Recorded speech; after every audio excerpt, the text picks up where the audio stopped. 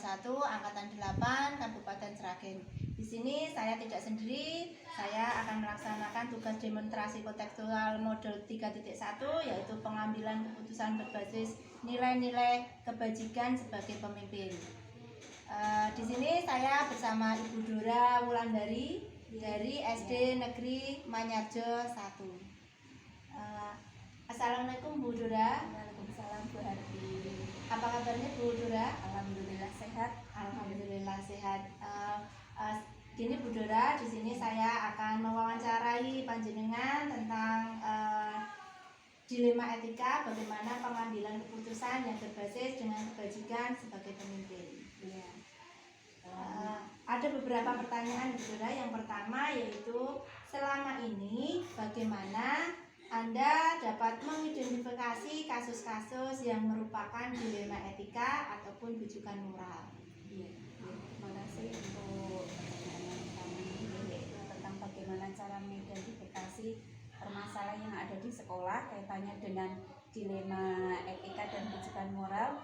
Ya, yang pertama, saya sebagai pemimpin yang dituakan di sekolah sini, biasanya saya akan mengidentifikasi dulu masalah yang terjadi di intern sekolahan. Misalnya nanti saya akan mengidentifikasi kasus apa yang terjadi, kemudian kasusnya itu antar individu atau individu dengan masyarakat atau lain sebagainya.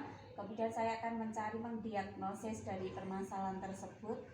Kemudian saya mengidentifikasi apa saja yang perlu saya istilahnya saya angkat dalam permasalahan ini sehingga nanti biar tidak melebar permasalahannya, seperti itu. Oh iya Bu, bagus banget. Selanjutnya Ibu, untuk yang kedua, pertanyaan yang kedua, mungkin selama ini bagaimana panjenengan itu menjalankan atau mengambil keputusan di sekolah panjenengan, terutama untuk kasus-kasus di mana ada dua kepentingan yang sama-sama benar ataupun sama-sama mengandung nilai kebajikan Bu. Oh iya. Ya, biasanya kalau ada kasus yang seperti itu ya agak rumit juga. Kadang ya kita harus bijaksana dalam mengambil keputusan tersebut ya. Karena di sini mungkin dilema etika itu kan sama-sama dari dua pihak mempunyai apa ya, istilahnya mempunyai kepentingan sama-sama benarnya seperti itu. Jadi ya agak bimbang, agak bingung juga dalam istilahnya ingin mengambil keputusan tersebut, tapi ya ini memang ya sudah menjadi tugas saya sebagai seorang pemimpin untuk mengambil keputusan tersebut, yaitu nanti mempertimbangkan daripada dua individu ini ya, dua karakter ini untuk menentukan faktor pihak mana yang benar ya, dengan cara yaitu nanti mengkomunikasikan, kemudian dengan cara mengidentifikasi yang seperti yang pertama tadi seperti itu. Mungkin mana yang benar, mana yang salah nanti dikomunikasikan bersama gitu ya. Kadang kalau punya istilahnya apa ya, yang sama-sama benar, kategori benar seperti itu memang agak rumit juga. Ya. Iya Bu. Selanjutnya untuk pertanyaan ketiga, langkah-langkah atau prosedur seperti apa yang Ibu akan lakukan selama ini dalam pengambilan keputusan ini? Langkah-langkahnya pertama ya saya panggil untuk yang bermasalah seperti itu, kemudian saya ajak ngobrol secara individu, empat mata seperti itu.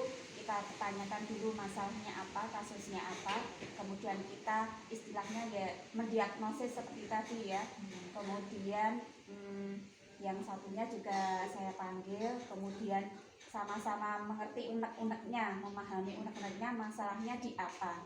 Nah, setelah itu ya akar masalah. Ya, akar dari masalah kedua pihak ini apa kok sama-sama istilahnya kuat sekali dengan keputusannya yang sama-sama benar seperti itu. Kemudian ya mengadakan investigasi,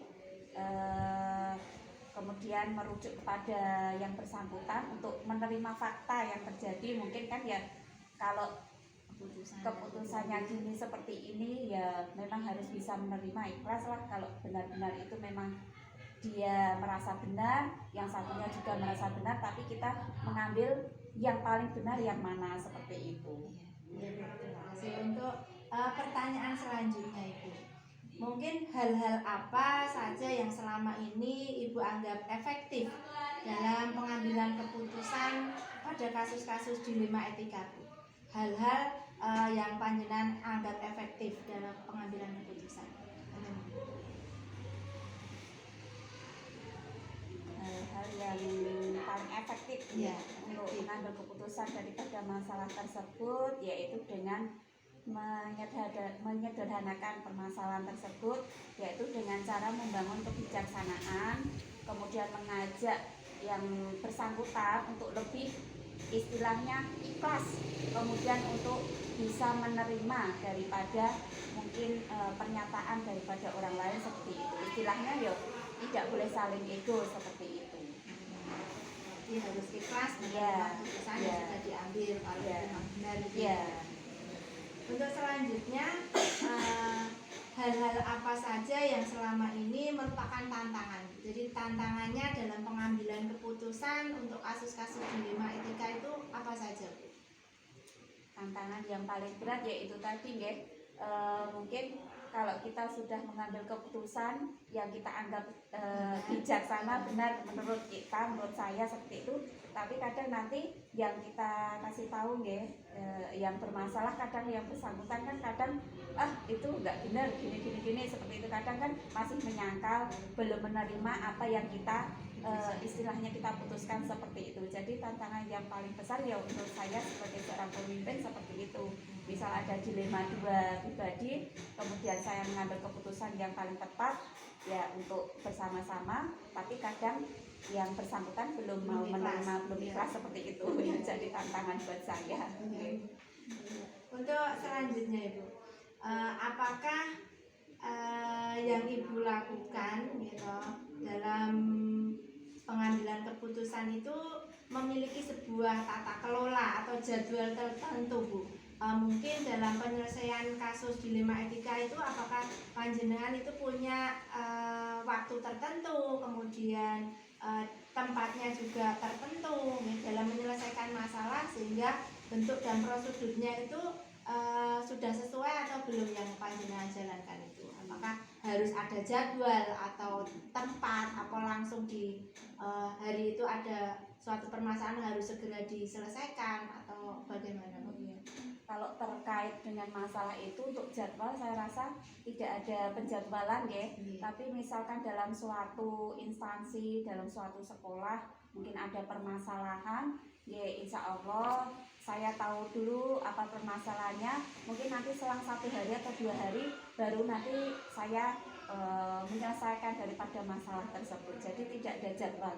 Kalau bisa ya secepat mungkin kita selesaikan daripada masalah tersebut, sehingga nanti biar tidak berkepanjangan masalahnya, nanti biar instansi itu juga nyaman seperti itu.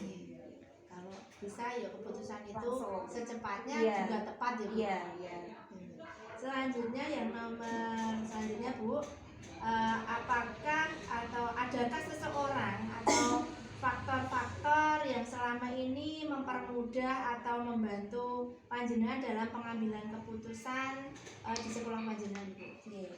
Ya insya Allah kalau dalam sebuah instansi itu kan istilahnya kita harus saling membantu, kerjasama seperti itu. Jadi nanti setiap ada permasalahan tidak hanya saya yang menyelesaikan saja ya, karena ada beberapa pihak. Jadi saya juga harus berkoordinasi dengan pihak-pihak yang lain, teman-teman seperti itu. Dan nanti saya juga ingin istilahnya kita rembukan bareng-bareng, ngobrol bareng-bareng, ini enaknya gimana cara solusinya. Jadi kita harus diskusi, musyawarah. Walaupun saya di sini saya sebagai seorang pemimpin, tapi ya tidak seenaknya langsung saya harus gini ya memberikan keputusan, tapi ya karena ini masuk intern keluarga SD, jadi saya juga harus kerjasama komunikasi dengan guru yang lain seperti itu. Untuk pertanyaan terakhir, Ibu, dari semua hal yang telah disampaikan tadi, mungkin pembelajaran apa yang Ibu sudah ambil atau sudah Ibu petik dari pengalaman selama pengambilan keputusan dilema etika itu? Hikmah yang saya ambil dari setiap permasalahan, terutama untuk masalah kaitannya dengan dilema etika yang ada di instansi seperti itu ya. Dari kejadian seperti ini, dari pengalaman ini, saya mengambil hikmahnya. Satu, kita harus bisa koordinasi kerjasama dengan teman-teman. Kemudian kita tidak boleh istilahnya itu mengunggulkan diri kita. Kemudian kita ya tidak boleh egois. Kemudian kita juga harus bijaksana dalam mengambil suatu keputusan sehingga nanti ya tidak merugikan satu sama lain seperti itu. Ya, bagus sekali ya Ibu Dora. Terima kasih atas waktunya, atas pengalamannya. Semoga bermanfaat. Mohon maaf apabila ada salah kata. Assalamualaikum warahmatullahi wabarakatuh. Waalaikumsalam warahmatullahi wabarakatuh.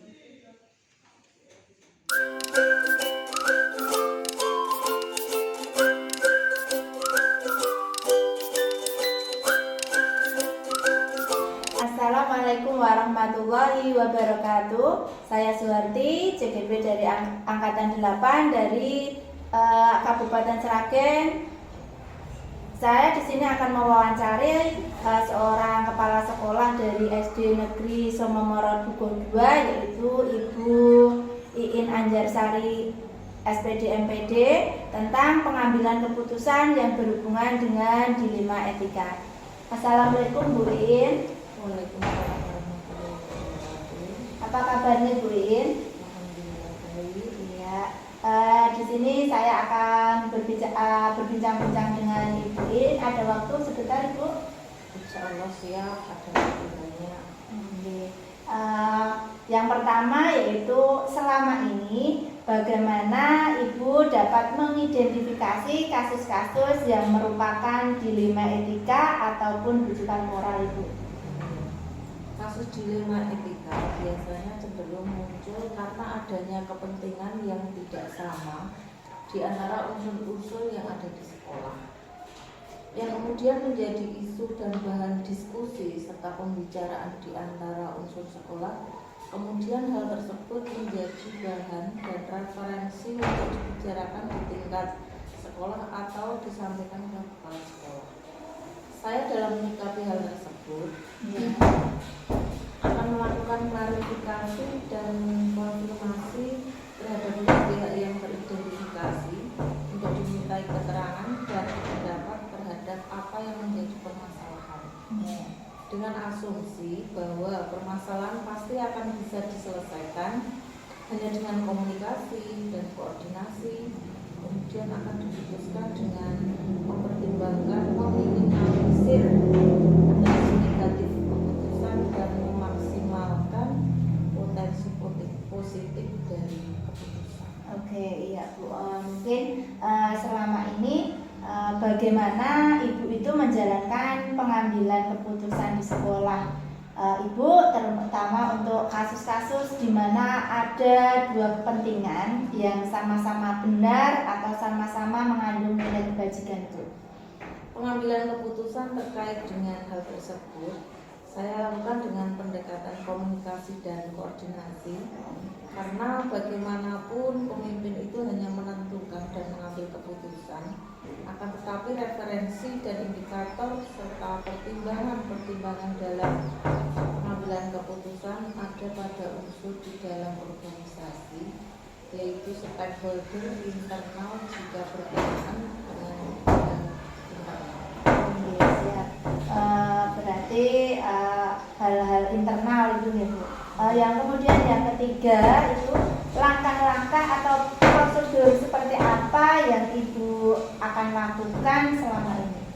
Prosedur yang saya lakukan adalah menentukan kasus tersebut berkesesuaian dengan job atau unit kerja apa, kemudian melakukan koordinasi dan menjalin komunikasi dengan unsur-unsur yang terkait dalam unit kerja tersebut, meminta pandangan-pandangan dari unsur yang ada yang nantinya akan menjadi dasar dan pertimbangan. Untuk selanjutnya, hal-hal apa saja yang selama ini Ibu anggap efektif dalam pengambilan keputusan pada kasus-kasus dilema etika Ibu? Hal-hal yang efektif pengambilan keputusan adalah senantiasa menjalin dan menjaga berkeperpihakan melalui kebersamaan dan komunikasi dengan unsur pimpinan terutama yang dapat memperkaya referensi kita dalam memutuskan kasus dilema etika tersebut. Kemudian hal-hal apa saja yang selama ini yang merupakan tantangan dalam pengambilan keputusan pada kasus-kasus dilema itu? Iya. Tantangannya ada pada tataran, yaitu menyesuaikan diri terhadap keputusan yang sudah diambil. Jadi menyesuaikan tantangan apa yang sudah panjenengan putuskan. Untuk selanjutnya Ibu, pertanyaan selanjutnya, apakah Anda itu memiliki sebuah tata kelola atau jadwal tertentu dalam sebuah penyelesaian kasus dilema etika? Apakah Anda itu langsung menyelesaikan di tempat atau memiliki sebuah jadwal untuk menyelesaikannya? Bentuk atau prosedur seperti apa yang Ibu akan jalankan? Untuk jadwal tertentu tidak ada, tetapi substansi dan urgensi sangat diperhatikan di dalam menyelesaikan suatu permasalahan. Karena penyelesaian permasalahan semakin cepat, maka akan semakin baik dalam rangka menjaga keharmonisasi dalam lingkungan kerja. Selanjutnya, adakah seseorang atau faktor-faktor yang selama ini mempermudah atau membantu Ibu dalam pengambilan keputusan dalam kasus-kasus dilema etika itu? Seseorang atau faktor-faktor yang mempermudah dalam pengambilan keputusan sesungguhnya tidak ada yang khusus. Akan tetapi perlibatan unsur-unsur internal sekolah sering dilakukan untuk memperkaya referensi dan informasi, biar hasilnya lebih baik. Iya. Nah, ini untuk pertanyaan terakhir Ibu. Dari semua hal yang telah Ibu sampaikan tadi, pembelajaran apa yang Ibu petik dari pengalaman panjenengan mengambil keputusan dilema etika itu? Yang pertama adalah memahami konteks permasalahan. Ya. Yang kedua, koordinasi dan komunikasi sangat penting. Karena selain untuk menjaga harmonisasi lingkungan